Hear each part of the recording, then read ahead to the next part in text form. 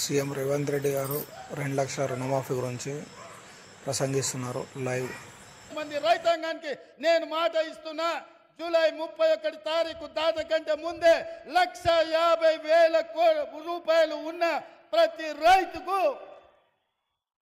మళ్ళీ రెండో విడత ఖచ్చితంగా 30 తారీఖు జూలై దాట కంటే ముందే 1,50,000 రూపాయల మీ బాకీని చెల్లించి రైతు రుణం తీర్చుకుంటా అని చెప్పి ఈ కల్వకుర్తి గడ్డ మీద నుంచి నేను మాట ఇస్తున్నా.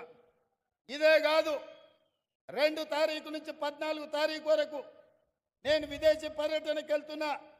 వచ్చిన ఎంబడే 2 లక్షల రూపాయల వరకు రైతులకు ఉన్న రుణాలను మొత్తాన్ని ఆగస్టు నెలలో పూర్తి చేసి మీకు ఇచ్చిన మాట నిలబెట్టుకొని తెలంగాణ రైతాంగం యొక్క రుణం తీర్చి మీ రుణము తీర్చుకునే బాధ్యత ఇచ్చినందుకు మీకు కృతజ్ఞత చెప్పుకునే అవకాశం ఆగస్టు నెలలో నేను తీసుకుంటాను తెలియజేస్తున్నా.